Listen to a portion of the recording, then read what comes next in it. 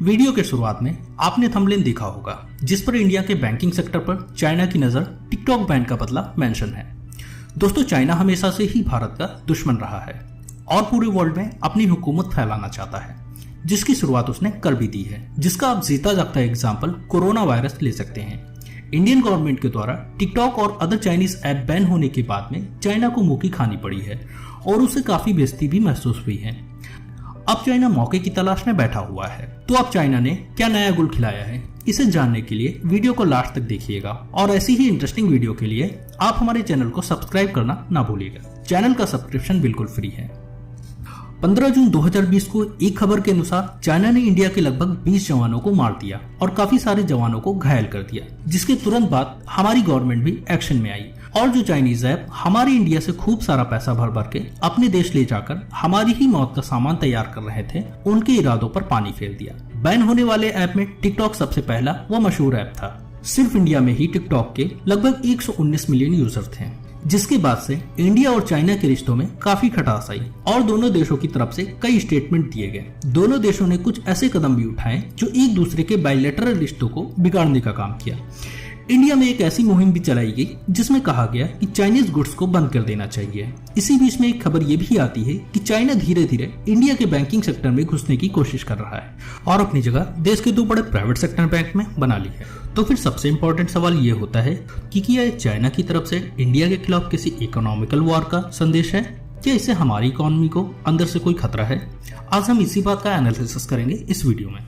तो इससे पहले मैं आपको सजेशन देना चाहूंगा कि अगर आप भी घर बैठे शेयर मार्केट में ट्रेडिंग या इन्वेस्टिंग के जरिए पैसे कमाना चाहते हैं तो देश के बड़े दिग्गज ब्रोकर एंजल ब्रोकिंग या अप स्टॉक्स के साथ में आज ही अपना फ्री में डीमैट अकाउंट ओपन करें। फ्री डीमैट अकाउंट ओपन करने की आखिरी तारीख 31 अगस्त 2020 तक है, जहां आपको पहले साल की एमसी फ्री मिलेगी और डिलीवरी में 0 ब्रोकरेज चार्ज होगी। अदर सेगमेंट जैसे इंट्राडे, फ्यूचर एंड ऑप्शन में मैक्सिमम ब्रोकरेज आपकी 20 रुपए पर ऑर्डर के हिसाब से चार्ज होगी, चाहे आप एक ऑर्डर में 1 शेयर एक्सिक्यूट करें या 1000 शेयर एक्सिक्यूट करें, ये आप पे डिपेंड करता है। ज्यादा जानकारी के लिए आप हमारा ऐप डाउनलोड कर सकते हैं। अकाउंट ओपनिंग लिंक और ऐप डाउनलोडिंग का लिंक दोनों ही डिस्क्रिप्शन बॉक्स में आपको मिल जाएगा। HDFC बैंक ने अभी रिसेंटली में एक बहुत बड़ा खुलासा किया था कि मार्च 2020 में उनके टोटल FDIs में से पीपुल्स बैंक ऑफ चाइना, जो चाइना का एक सरकारी बैंक है, उसका इन्वेस्टमेंट 1% क्रॉस कर चुका है। जैसा कि आप सभी को पता है कि HDFC बैंक इंडिया का नंबर 1 प्राइवेट सेक्टर बैंक है और देश का गौरव कहलाया जाता है। इस देश के गौरव वाले बैंक में जब बैंक ऑफ चाइना का स्टेक 1% क्रॉस किया, तब सवाल ये आया तब कि भारत सरकार को इसमें कुछ करना चाहिए, कोई स्टेप लेना जरूरी है। इसी सवाल को आंसर करते हुए अप्रैल 2020 में इंडिया की गवर्नमेंट ने बैंक्स में FDI रिलेटेड रेगुलेशन में कुछ चेंजेस किए।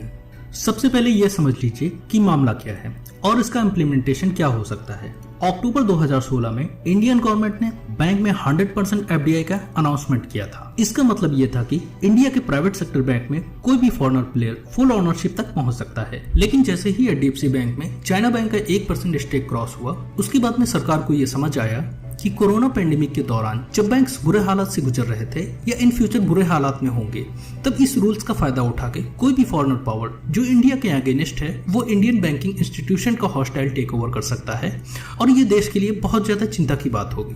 इसीलिए Indian finance minister Nirmala Sitharaman ji April 2020 में अनाउंसमेंट किया कि जिस देश के साथ में इंडिया का लैंड बॉर्डर शेयर्ड है, जैसे पाकिस्तान, चाइना, भूटान, म्यांमार, बांग्लादेश, उन देशों से कोई भी FDI जो इंडियन फाइनेंस इंस्टीट्यूशन की तरफ होगी, उसके लिए गवर्नमेंट अप्रूवल की जरूरत होगी। इसको इंडिया की FDI पॉलिसी, जो फॉरेन एक्सचेंज मैनेजमेंट एक्ट 1999 के अंतर्गत आता है, उसमें एक अमेंडमेंट की तरह लाया गया।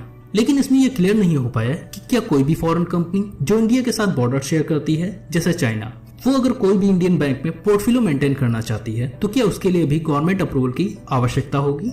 इसी सवाल को और ज्यादा हवा मिली जब न्यूज ऐसी आई कि ICICI बैंक, जो कि इंडिया का second largest private sector bank है, उसमें भी पब्लिक बैंक ऑफ चाइना का स्टेक 0.006% हो गया है।